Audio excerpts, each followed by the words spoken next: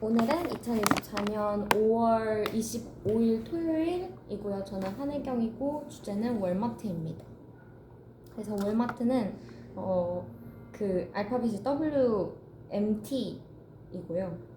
그리고 샘 월튼이라고 하는 사람이 1961년에 이제 처음 이렇게 월마트를 설립하게 됐다고 해요.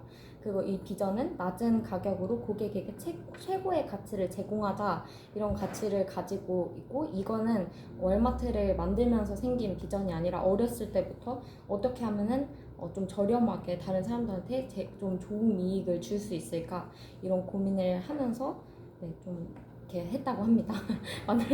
그렇게 해서 만들어진 기업이 월마트라고 합니다. 그래서 연별로 좀 말씀을 드리면 1942년에 이제 성장 과정부터 말해요. 1918년에 혹시 태어났는데 그 전에 노래 나오는 건가요 지금? 자꾸 거슬려가지고. 노래가 어디 있어요? 네. 노래 나오고 플래시. 있어. 네. 거죠. 전에도 계속 녹음을 했어. 매번 나왔어. 맞아, 매번 나왔어. 오늘 예민해. 응. 그래. 오늘따라 그러죠. 뭔가 신경 쓰. 오빠 오늘 잠을 못 자서 그래. 예민해져. 아니, 라면 못 먹어서 그래. 끓여두고 올까요? 아니에요. 잠시만요. 네. 죄송합니다. 괜찮습니다. 네, 그래서 이 성장 과정부터 말씀을 드리면 제가 좀 왔다 갔다 해도 좀 이해를 해주세요. 이해 못해. 네. 1918년에 태어난 건가?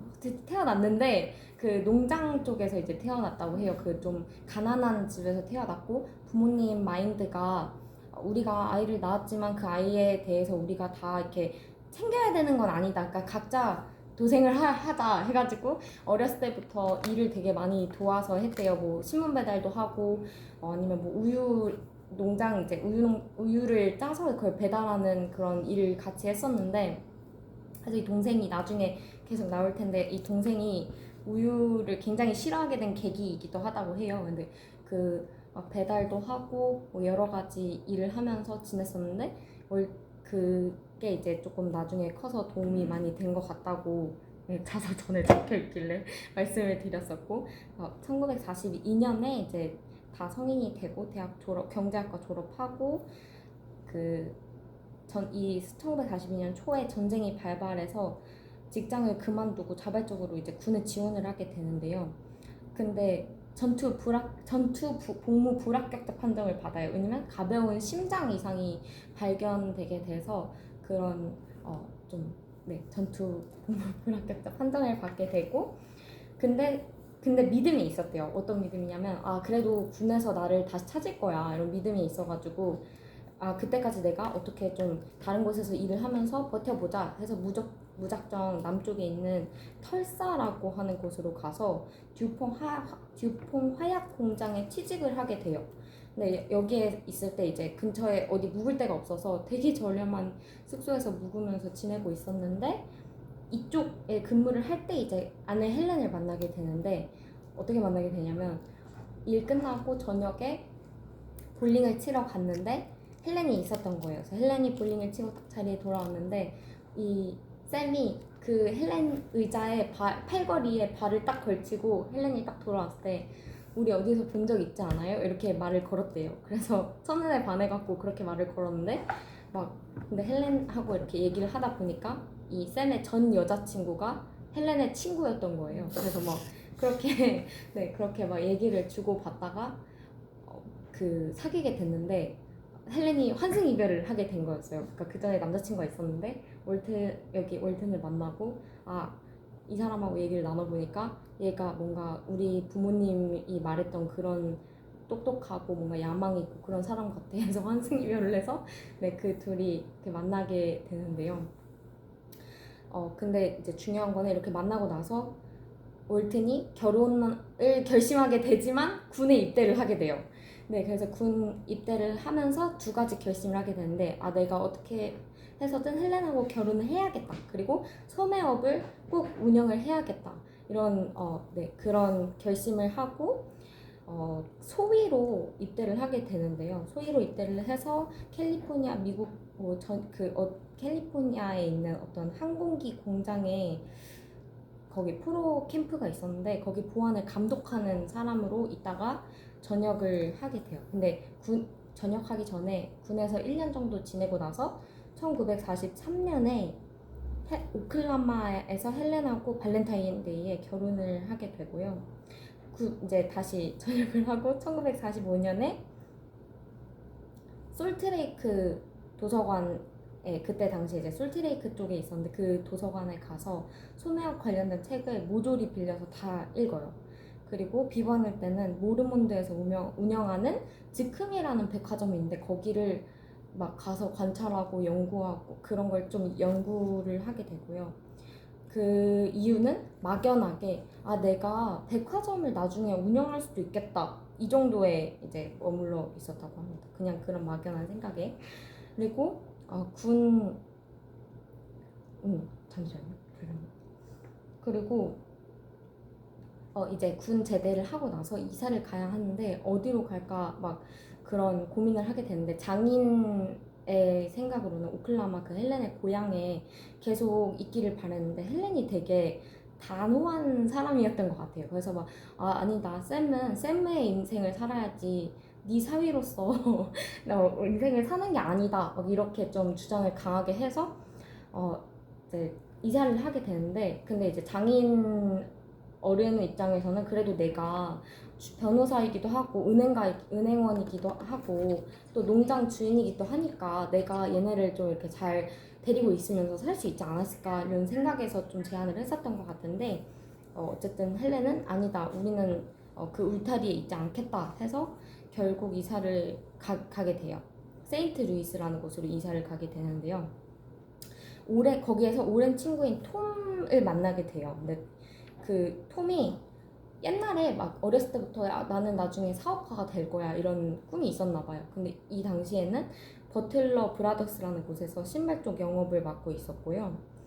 근데 이 버틀러 브라더스에 대해서도 이제 설명을 드려야 될 것 같은데, 버틀러 브라더스는 지역 단위 소매업체고 여기에서 두 종류의 그 가맹점을 운영하고 있어요. 하나는 소형 백화점 체인인데 페더레이트 스토어이고, 다른 하나가 벤 프랭클린이에요. 이 벤 프랭클린이 이따가 계속 나올 거라서 버틀러 브라더에 대해서 이제 말씀을 드렸고요. 그래서 톰이 여기 버틀러 브라더스에서 그 신발 쪽 영업을 하고 있었는데 계속 이제 근처에 있다 보니까 샘을 만나서 막 자기 사업 구상을 계속 얘기한 거예요. 자기는 뭐 백화점을 할 건데 어떻게 할 거고 막 이렇게 계속 설명을 하다 보니까 샘이 이거 얘가 지금 구상한 이 사업 내용 너무 좋네 해가지고 이제 투자를 하려고 해요.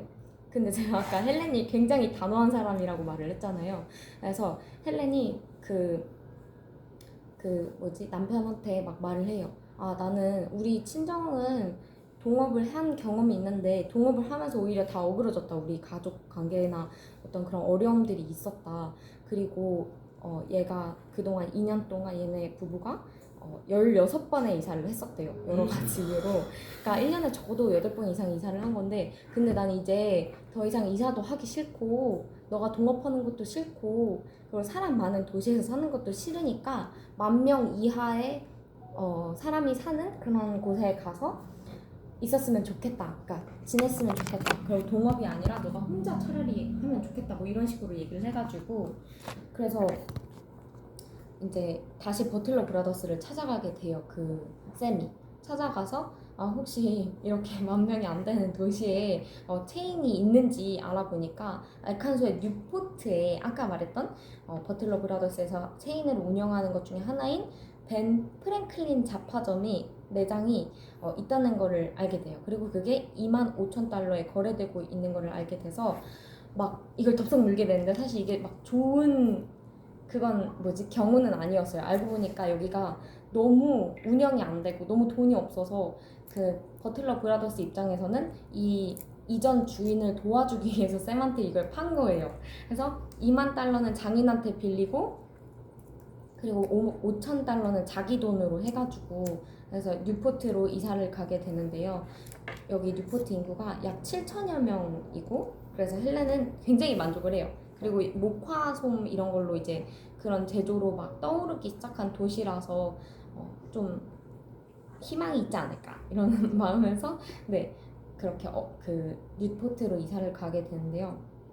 근데 여기 이사 가서 보니까 가게를 보니까 연 매출이 72,000달러이고 근데 그 중에 5%가 임대료인 거예요. 근데 이게 우리가 그냥 들으면 모르겠지만 이 당시에는 전례 없이 굉장히 비싼 임대료였다고 해요. 그리고 좀 설상가상으로 길 건너편에 스털링 스토어라고 해서 경쟁 업체가 있었던 거예요. 네, 그래서 이름이 뭐였지?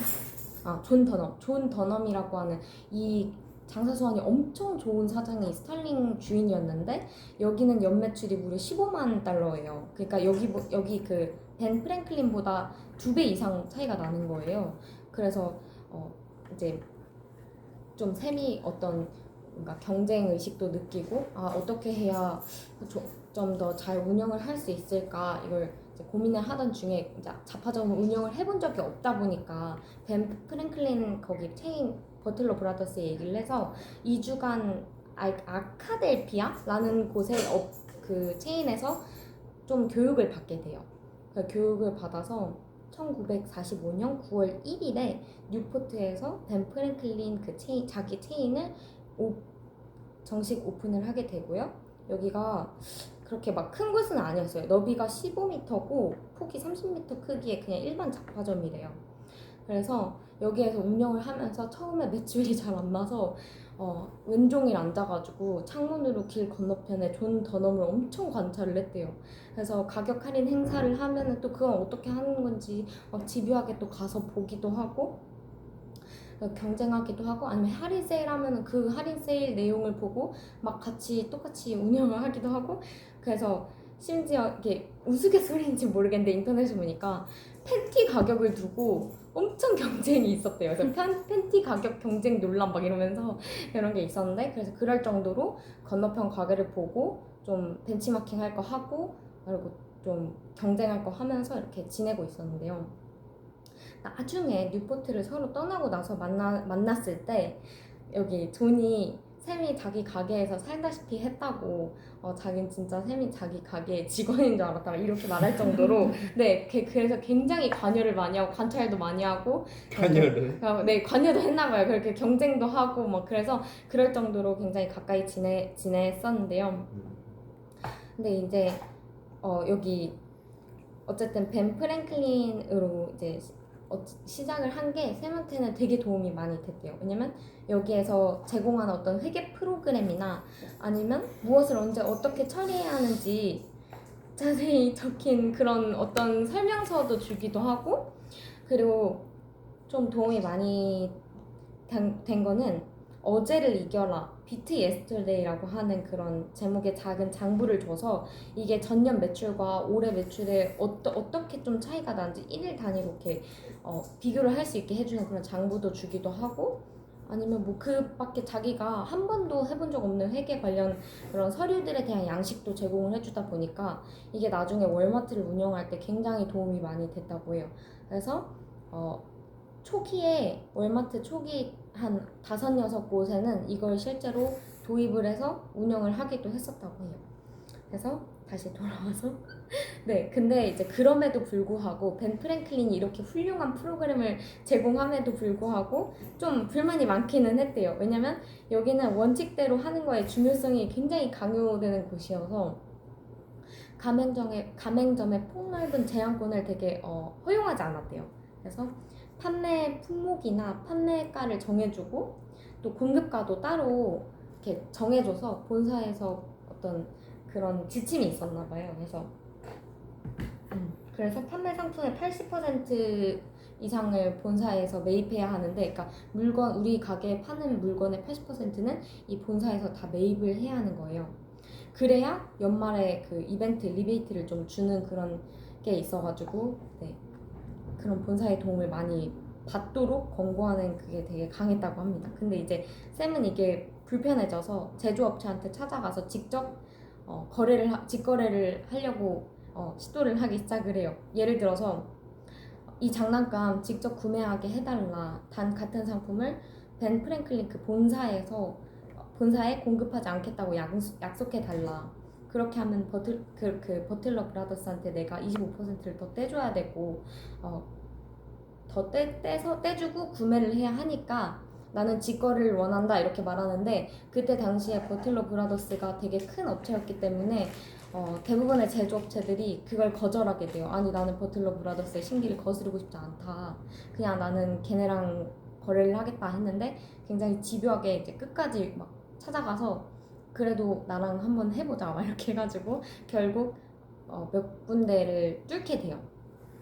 그래서 조금이라도 더 낮은 가격에 물건을 판매하는 곳이 있으면 그냥 이렇게 막 전화로 연락을 하는 게 아니라 직접 찾아가서 막 몇 시간씩 찾아가고 막 나중엔 비행기 타고 헬기 타고 찾아가고 그러는데, 그래서 한 차 가득 막 트레일러를 픽업 트럭이 있는데 그 뒤에 트레일러를 연결해가지고 한 차 가득 물건을 싣고 와서 그거를 이제 팔게 돼요. 그래야만 직성이 풀리는 그런 성격이었다고도 해요.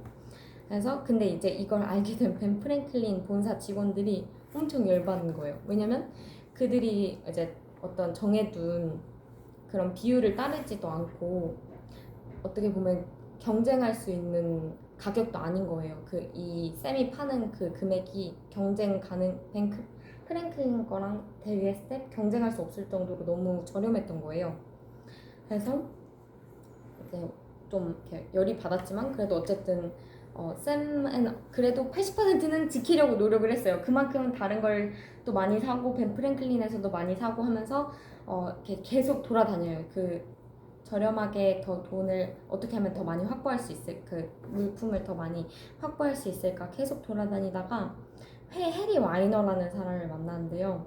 해리 와이너는 뉴욕에서 와이너 구매 서비스라고 하는 상호를 내걸고 제조업체 에이전트로 활동을 하고 있는 사람이에요. 그래서 모든 제조업체를 다니면서 각 업체의 파는 상품이 무엇인지 파악을 하고 소상인이 주문을 넣으면 5% 정도의 수수료만 받고 공장에 주문을 대신 넣어준 다음에 배송까지 다 처리해주는 그런 사람이에요. 그러니까 벤 프랭클린이 25%의 수수료를 떼는데 해리는 5%만 떼니까 샘의 입장에서는 이거 되게 합리적이다 해서 이제 해리 와이너랑 같이 거래를 하게 되는 거죠. 그래서 이게 나중에 이 해리 와이너 얘기를 왜 굳이 드렸냐면 이게 나중에 월마트의 철학의 근간이 된다고 책의 자서전에 샘이 적어 놨었는데요. 예를 들면 해리는 여성 속옷을 12장을 2달러에 판매를 해요. 그러면 샘은 유사한 제품을 근데 그 전에 샘은 유사한 제품을 벤 프랭클린에서 2.5달러에 받아왔었대요. 그러니까 몇 장을 같은 비슷한 가격, 제가 이거 메모를 제대로 안 한 것 같은데 2.5달러에 받아와서 3장에 1달러를 받고 판매를 했었대요. 그런데 해리를 통해 이제 12장을 2달러에 가지고 오면 4장을 1달러에 측정할 수 있다는 거를 알게 된 거예요. 덕분에 이제 좀 판촉 행사도 좀 할 수 있게 되고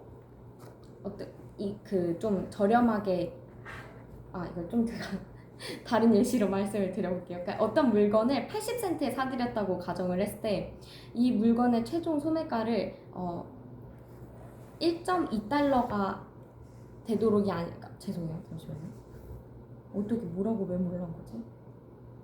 그러니까 소매업자가 어떤 물건을 80센트에 사드렸다고 했을 때 이 물건의 최종 소매가를 1.2달러가 아니라 1달러로 낮추면 매출을 3배로 늘릴 수 있다는 것을 알게 돼요. 그러니까 물건 개당 판매 이익은 절반으로 물론 줄어들겠지만 전체 매출이 3배가 되는 거예요. 그래서 총 수입이 훨씬 많아진다고 하는 그 마크업이라는 용어가 있더라고요. 박리담이네, 박리담. 네, 마크업, 그쵸, 네. 그래서 이거를 해리한테서 배워서 나중에 월마트의 철학 근간으로 이제 삼게 되었다고 하더라고요. 근데 어쨌든 이 원리를 알았다고 해도 벤 프랭클린 그 체인점에 있을 때는 이걸 적용을 할 수가 없었대요.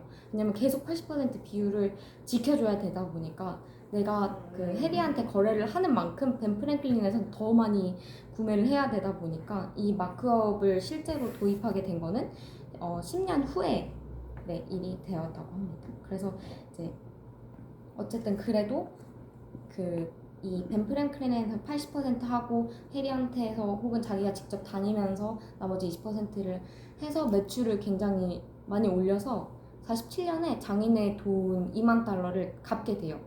그리고 은행에서 또 다시 돈을 빌려요. 1,800달러를. 이걸 빌려서 뭘 하려고 했었냐면 판촉 행사를 할 때 팝콘 기계 옆에 아이스크림 기계를 두고 싶었던 거예요. 근데 이게 엄청 흥행을 하게 돼요.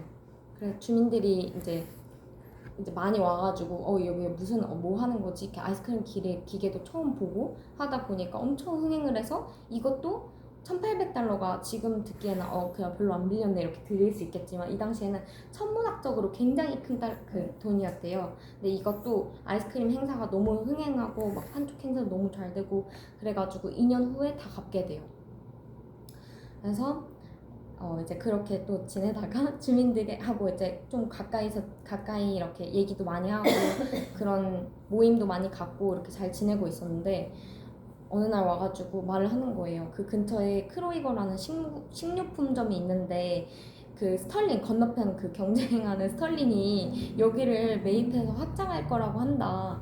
그러니까 너가 뭔가를 해야 되는 거 아니냐. 그러니까 그런다고 하니까 경쟁이 더 될 것 같다. 막 이런 식으로 와가지고 말을 해주게 돼요. 근데 이제 쌤의 입장에서 그럼 스털링이 더 커지면 우리가 어떡하지? 해가지고 우리가 그럼 차라리 거기를 더 빨리 임대를 해야 되겠다 해서 그 건물주를 찾아가서 스털링과 제발 거래하지 말고 나한테 이거 매장 임대해달라 엄청 간곡히 부탁을 하게 돼요. 그래서 이제 건물주가 쌤한테 임대를 하기로 결정을 하고 임대를 해서 했는데 뭘 할지 모르는 거예요. 막상 나는 지금 스털링이 확장되지 못하게 이걸 임대를 했는데 이제 거기에다가 뭘 해야 될지 막막한 거예요. 그래서 결국에는 뭘 하게 되냐면 내가 백화점 같은 거를 그 전에 하고 싶었지. 그럼 여기를 약간 작은 백화점 같은 매장으로 꾸미자 해서 셔츠며 뭐 옷, 뭐 바지, 정장 뭐 이런 것들을 기차로 다 맞아, 나 할 말 이제 떨어져가. 셔츠며 이제 정장 같은 거를 다 기차로 받아서 그걸 직접 자기가 픽업 트럭 가져가서 막 그걸 다 실어다가 그 판매대에 직접 조립도 하고 다 진열도 하게 되는데요. 그 찰리 바움이라고 벤 프랭클린에서 자기를 좀 담당해주는 직원이 있었는데 이 사람이 같이 와가지고 둘이서 그 매장을 꾸미게 돼요. 진열을 하게 돼요. 근데 그 진열을 할 때 이 찰리한테 나중에 월마트에서도 그렇지 월마트에 그 진열을 할 때 찰리한테서 배운 게 되게 많다고 하는데요. 예를 들면 그런 거예요. 낚시 바늘이 있었어요. 낚시 바늘이 이제 판매가 되고 있으면 그 옆에 그 전에는 뭘 주지 하고 있다가 그냥 똑같이 낚시 용품이나 뭐 그냥 낚시하고 좀 연관돼 있는 그런 뭐 캠핑 용품이나 이런 걸 주면 되지 않을까 했었는데 찰리의 진열 방식을 보고 나중에는 어떤 생각을 하게 되냐면 기사를 읽으면서 낚싯바늘을 사람들이 많이 다치는구나 이걸 보고 그럼 낚싯바늘 옆에는 캠핑용품을 둬도 물론 좋겠지만 그 옆에 작은 틈을 활용해서 반창고를 놓으면 사람들이 내가 많이 찔리지 이런 걸 연상해서 같이 더 많이 사가게 된다는 거를 찰리를 통해서 배우게 돼요.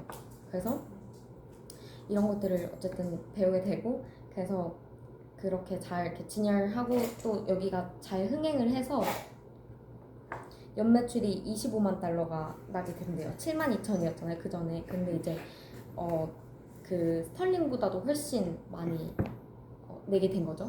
그래서 좀 근데 여기가 알칸소뿐만이 아니라 이 벤 프랭클린 매장이 그 주변 주를 통틀어서 1위를 기록하게 됐대요. 그 매출이. 그래서 그 정도로 그랬었는데 근데 좀 이제부터 좀 슬픈 얘기가 나오는데요.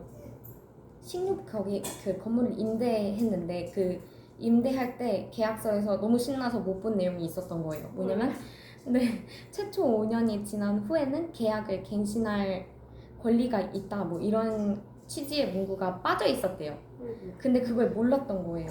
그래서 이제 5년이 지나고 나서 너무 잘 되고 있었는데 건물주가 욕심이 났던 거예요, 이 가게가. 그래서 건물주가 백화점도 운영하고 있었고 뭐 이게 이것저것 좀 건드려 놓은 사람이었는데 벤 프랭클린은 성공에 좀 깊은 인상을 받았나 봐요. 그래서 매장 임대 계약을 아무리 돈을 올려줘도 나는 갱신하지 않겠다 이렇게 네 하게 돼요.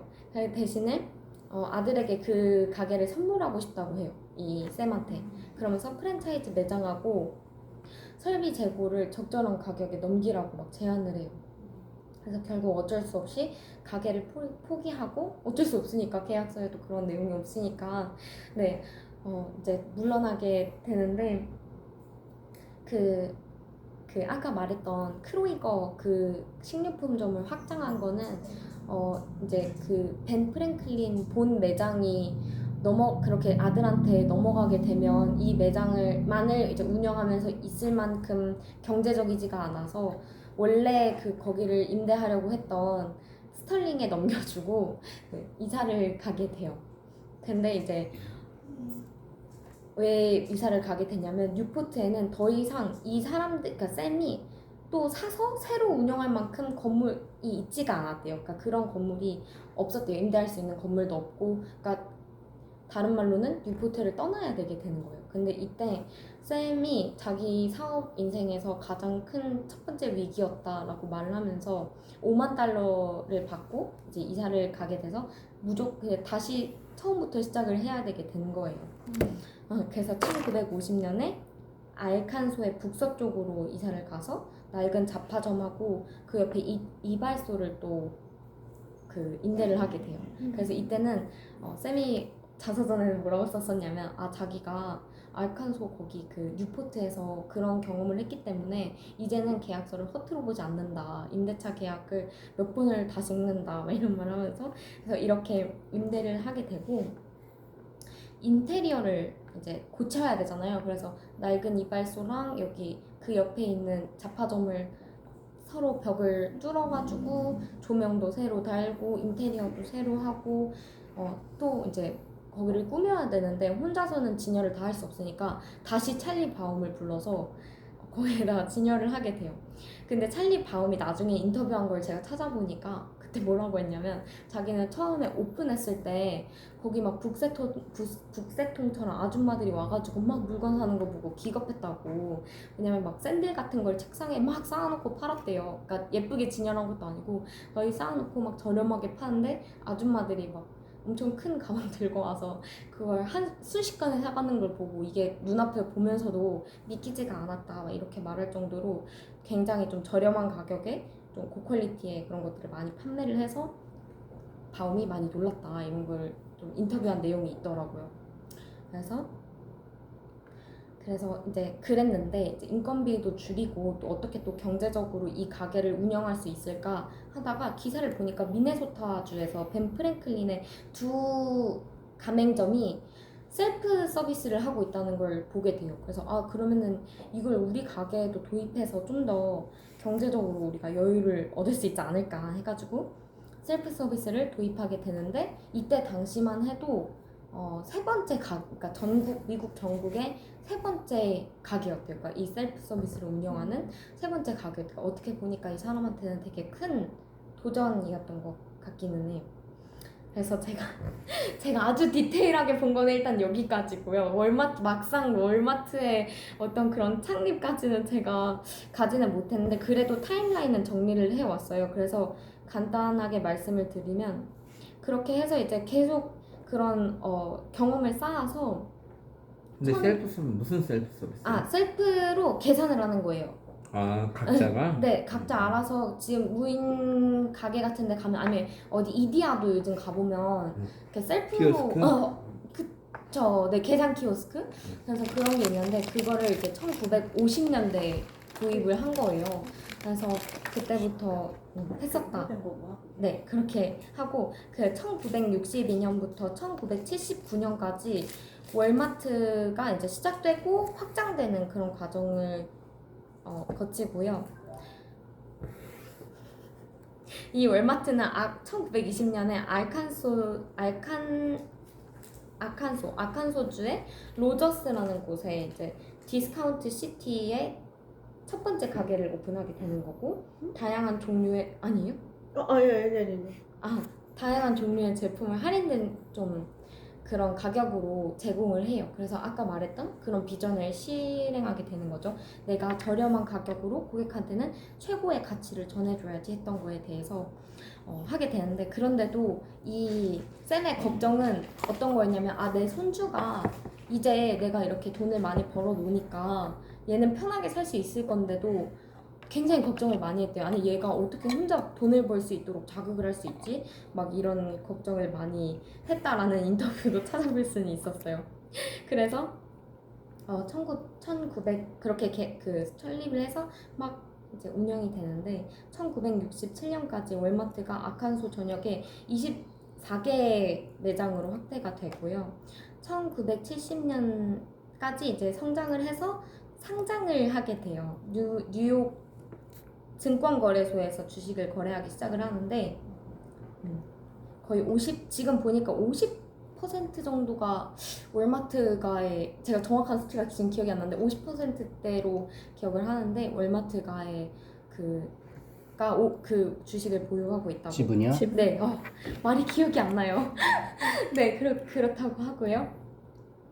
어쨌든 1970년대에 그래서 다른 주에 계속 매장을 열게 되고, 어떻게 보면 이 당시에는 혁신적인 소매 업체로서, 그러니까 그 전략을 잘, 아까 말했던 마크업 전략도 잘 활용하고 해서 계속해서 성장을 하게 되죠. 1980에서 90년대 때는, 이거는 제가 잘 못 봤는데 샘스클럽이 이제 만들어지게 된다고 해요. 그래서 혹시 제가 다음 주에 다시 해도 되면 이거는 더 자세히 알아볼 수 있는데, 지금은 제가 아는 정도는 이 정도고, 1980년대 월마트가 이제 새로운 지역과 다른 국가들의 좀 그런 매장을 오픈을 하게 되고요. 그리고 1983년에는 월마트가 회원들한테 도매 가격으로 대량의 상품을 제공하는 첫 번째 샘스클럽이 그런 건가 봐요. 샘스클럽 매장을 시작하게 되고, 창고 샘스클럽 개념을 소개하게 되는 해가 1983년이래요. 네. 그리고 1990년에서 2000년대까지 글로벌 확장인데, 지금 이 월마트가 27개국에 들어가 있대요. 그래서 이때부터 좀 활발하게 국제 교류를 시작을 한 것 같고요. 1900년대 말까지 월마트가 미국하고 해외에서 좀 주요한 이치를 다지게 되는 그런 계기가 된다고 하는데, 여기도 제가 잘 모르겠어요. 2000년대에서 현재까지는 전자상거래, 또 디지털 거래 이런 거에 좀 주력을 다 했다고 하고, 2000년대에는 월마트가 이제 온라인 쇼핑 플랫폼을 출시하고 디지털 기능을 확장하면서 방금 말한 것처럼 전자상 거래의 그런 기술에 투자하기도 하고, 그렇게 해서 좀 다시 계속 아마존하고 계속 같이 이제 경쟁 구도에서 운영이 되고 있다고 해요. 그래서 코로나 시대 때는 원래 굉장히 좀 위기였다고 해요. 근데 위기였는데 쌤이 다시 그 월마트가 다시 생각을 해보니까, 이 코로나가 우리한테 위기일 수도 있겠지만 어떻게 보면은 기회일 수도 있겠다. 왜냐면 미국 전역에 굉장히 월마트가 촘촘히 깔려 있거든요. 그래서 촘촘히 깔려 있으니까 픽업 서비스도 우리가 한번 해보고, 그리고 우리가 배달을 하더라도 아마존보다 더 빨리 배달할 수 있지 않을까 해가지고, 이때 원래는 코로나 위기 그 기업이었다가 코로나 수혜 기업 뭐 이렇게 해서 또 엄청난 대박을 했다고 하고요. 제가 너무 허술해서 좀 그렇긴 한데, 그 성격을 좀 말씀을 드리자면, 쌤이 성공할 수 있었던 데는 아까 처음에 말씀드렸던 것처럼 부모님이 어렸을 때부터 좀 강하게 키웠잖아요. 그래서 그 달러의 가치에 대해서 굉장히 좀 깊이 생각을 하고, 그러니까 많은 생각을 했었고, 그동안에도 그거를 좀 인생에 계속 살아오면서 염두에 두면서 이렇게 막 이 달러의 가치가 내가 뭐 얼마만큼 이랬어 뭐 이런 거를 이렇게 계속 생각을 했었나 봐요. 그래서 실제로 만났던 사람들은 이 사람이 진짜 부자라고, 그러니까 성공하고 나서도 이 사람이 정말로 성공했다고, 막 돈이 그렇게 많다고 이런 거를 막 말하지 않으면 잘 느껴지지 않을 정도로 굉장히 돈을 아꼈다고요. 얼마나 아꼈냐면 그 성공하고 나서도 처음에 막 이렇게 시카고 같은 데 출장을 가면 한 방에 8명을 재웠는데 자기도 거기서 같이 잤대요. 근데 그 방이 8명이 잘 만한 방이 아니었는데도, 그래서 그 직원이 인터뷰한 걸 또 보니까 나는 쌤이 왜 그러니까 출장 비용을 엄청 빠듯하게 잡아가지고 뭐 본인도 그렇게 불편하게 자고 실제로 다닐 때도 비행기를 탈 때 돈이 많으면 또 CEO들은 보통 1등급석에 타는데 절대 그런 걸 타지 않는데요. 그리고 바닥에 5센트가 있으면 사람들은 저기 그냥 5센트 떨어져 있네 할 텐데, 쌤이나 그 동생은 굳이 가서 그걸 주울 정도로 굉장히 돈에 대한 그 가치에 대해서 좀 남달리 생각을 하고 있었다고 해요. 그리고 처음 몰았던 그런 픽업 트럭도 시트가 그 전시가 되어 있대요. 1호점에, 월마트 1호점에. 근데 시트가 다 천이고 엄청 낡고, 이렇게 막 봤을 때 이렇게 성공한 사람의 차라고 생각을 할 정도의 그런 건 아니었다고 해요. 그리고 첫 헬기도, 이게 많이 미국에서 주를 많이 옮겨 다니다 보니까 첫 헬기도 되게 좀 저렴하게 구입을 했는데, 그 동생 말로는, 같이 운영했던 동생 말로는 자기는 그 세탁기 모터가 달려있는 것 같았다고 거기에. 그래서 저걸 타면 안 될 것 같아서 절대 웬만하면 같이 안 탈라 했는데 막 탔을 때는 진짜 한시도 창문 밖에서 눈을 뗄 수가 없었다, 그런 얘기를 하더라고요. 근데 실제로 이 헬기가 나중에 쌤이 혼자 타고 어디 강을 이렇게 건너서 가자마자 엔진이 터져요. 근데 다행히 죽지 않았대요. 근데 쌤이 자서전에 적기로는 난 그때 이제 죽는구나 이렇게 생각을 했었대요. 근데 다행히 그렇진 않았고, 그 헬기도 잘 이렇게 터져서 다른 걸로, 아니요, 터져서 다른 제트기를 이제 구하게 되는데, 돈을 얼마나 아꼈냐면 웬만하면 이 제트기를 안 타려고 했대요. 그래서 직원들이 진짜 가셔야 된다, 이거 타고 일하셔야 된다 이렇게 밀어 넣어야만 탈 정도로 굉장히 돈에 대해서 그러니까 그게 트라우마가 생겼는데 헬기든 제트기든 네. 트라우마가 생겼으니까. 그 정도로 직원들이 죽이려고 하는 거지. 돈에 대해서 굉장히 민감했다고 하고요. 공중 트라우마가 생겼네. 그니까요. 그리고 이제 또 같이 해외 출장을 갔던 글라스라는 사람한테 나 지금 수중에 돈이 하나도 없다, 이렇게 성공한 사람인데 수중에 돈이 없으니까 돈 좀 빌려달라 해서 이 사람이 지갑에 보니까 40달러가 있길래 40달러를 이렇게 줬대요. 근데 아니 이렇게 많은 돈을 빌려주면 어떡하냐, 난 20달러만 있으면 된다. 네, 그래서 20달러를 빌릴 정도로 네, 그래서 그 정도로 이제 좀 많이 아끼는 사람이었다고 하고, 근데 성격은 굉장히 다정다감한 사람이었다고는 해요. 그렇게 다정다감하고 또 이제 주변 사람들 보면 되게 막 반갑게 인사도 잘하고 굉장히 다정한 사람이었던 건 맞는데, 이 사람이 성공하고 나서 성격이 좀 바뀌게 된 게 있는데, 자기가 성공을 해보니까 또 라디오에 그때 당시에 우리나라에서 돈이 제일 많은 사람은 쌤이다 막 이렇게 나오니까 사람들이 미친듯이 편지를 보냈는데, 그 내용이 얼토당토 없었대요. 나는 지금 치과 비용이 부족해, 그러니까 나 치과 비용 좀 줘, 아니면 나 10만 달러짜리 집에 살고 싶으니까 너한테 10만 달러 안 먹었다니까 나 10만 달러 줘, 막 이런 식으로 되게 막 이렇게 구걸을 하는 그런 메일이, 편지가 너무 많이 와서 이제 그런 부분에 있어서 좀 많이 이렇게 견제를 하게 됐다. 그러니까 자기의 어떤 재산이 노출이 되는 거나 그런 부분에 언론 보도가 되는 거에 대해서 되게 좀 싫어하기도 하고, 별로 이렇게 코인을 많이 샀겠구만. 그쵸. 그래서 그런 얘기도 많이 나왔었고요. 그래서 이제 더 얘가 인터뷰도 안 하고 자기 삶도 공유를 안 하려고 하니까 언론에선 더 난리가 난 거예요. 그래서 주변인들을 막 인터뷰를 하는데 얼토당토 않는 말을 계속 하는 거예요. 뭐 걔는 옆에 수십억 달러를 쌓아놓고 걔랑 바닥에서 자, 이런 기사가 실제로 있더라고요.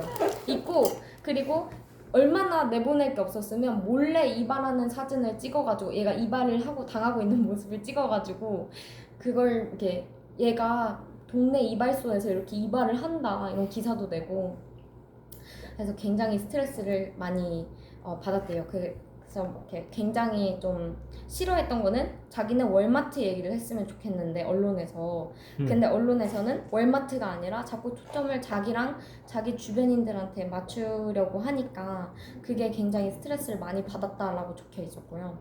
그리고 이 사람 성격이 아까 우리 그 스털링에서도 알 수 있었지만 그 1등이 되어야 된다라는 거에 대한 그 경쟁심이 엄청나서 어렸을 때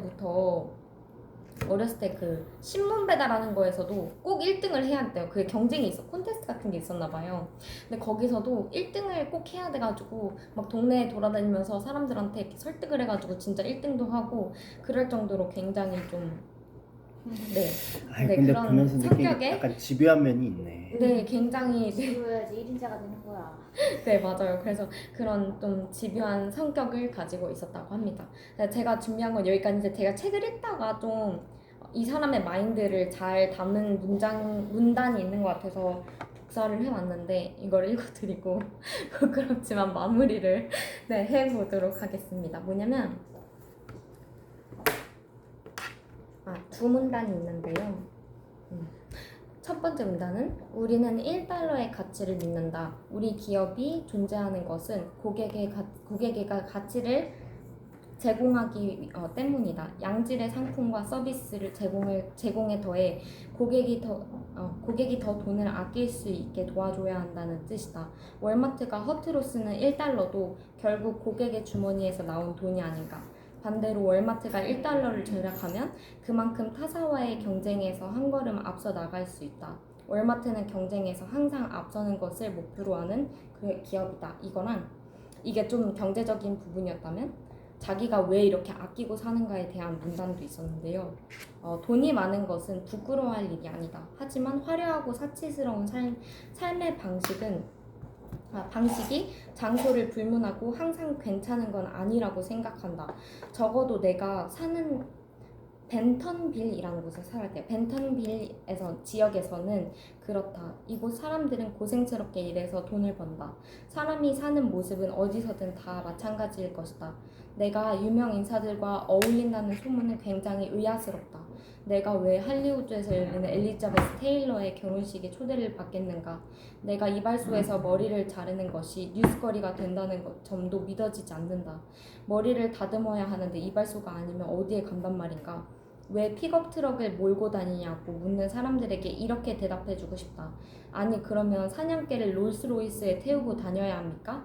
이렇게 이 문단이 있었는데 제가 이걸 읽고 이 책의 핵심이 좀 그러니까 이 사람의 마인드가 성격이 잘 담겨 있는 게 이 문단이 아닐까. 고객의 돈을 굉장히 소중하게 그러니까 1달러 하면 우리는 보통 저 같은 경우에도 다이소에서 뭐 1,000원짜리 살 때 1,000원인데 이렇게 사는데 그 가치에 대해서 그 샘의 동생은 어떻게 보면 굉장히 좀 잘 알고 있었던 것 같고 그래서 성공할 수 있지 않았을까. 고객의 돈 1,000원이라도 더 아낄 수 있는 그런 전략을 계속 생각하다 보니까 성공할 수 있지 않았을까 싶어가지고 이 두 문단을 읽어드렸고요. 제가 월마트 창립 이유에 대해서도 더 하려 했는데 이게 좀 책 내용도 너무 길고 시간이 없어서 일단 이 정도로 하고 부족한 내용은 다음번에 다시 말씀을 드리도록 하겠습니다. 네. 재밌었습니다.